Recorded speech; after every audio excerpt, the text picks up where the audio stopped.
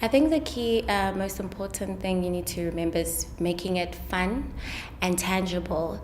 And we use a term called edutainment to make people more easily access to the science engagement projects. So the idea came from the original career expos with a twist. Obviously, my project deals with more social issues, HIV, teenage pregnancy, and poverty. So we include all of that and building up the young girls, their esteems, and their self-love.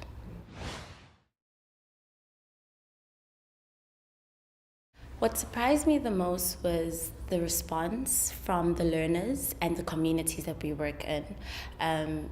Because previously, why we initially took the original career expos and changed it, it's because most of these kids saw the traditional career expos as a free lesson. So they came, they're not even listening to you guys. They walk around, they talk to their friends. So now when we go to the schools and have local experts and we demand their attention and by involving more topics rather than just dealing with the career aspects.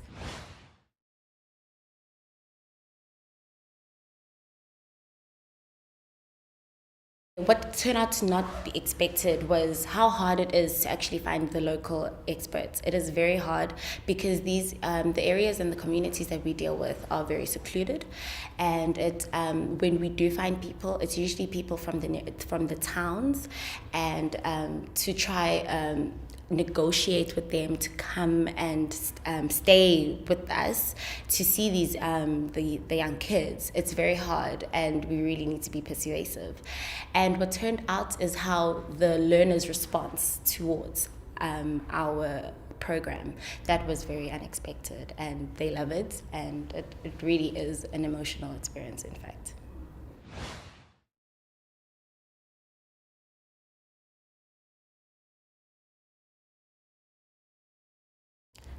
The most important one is planning. We concluded the program for 2018 in September, but already we're starting to plan for the next year because it takes time to find, as like I said, the experts. It takes a very long time to plan who we're going to find, where they're going to stay, because most of them don't want to be staying wherever. Secondly, it's hiring the right staff. Generally, we start off with interns and choosing the right people to stay and become permanent. It's also very important because it needs to be diverse people who are willing to be adapt easily to all types of environments. We work in these areas, the secluded areas, for 3 weeks. We stay there. Sometimes we don't even have water for ourselves in the morning when we wake up in the accommodations that we do find.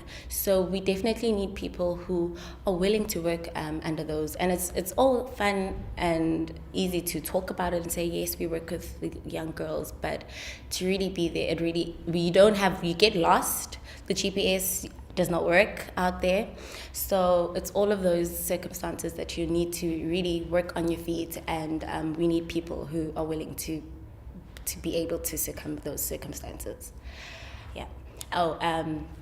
And thirdly, it's communication. You need communication for the planning, communication with your staff, communication with the schools, especially because some of these schools, you can't even communicate with them. So we hold meetings for all the prospective schools. We get the Department of Education to help us to try to reach them because there should be an official that works closely with the school. Some of the numbers, they don't even work. On some days, some of the principals just choose not to even answer their phone calls. Some do not even want to take part because they feel like we're there to interfere with their authority, or we're there to judge them, the states of the school. But so it's a very long process, and it takes very long for us to actually plan for the program itself.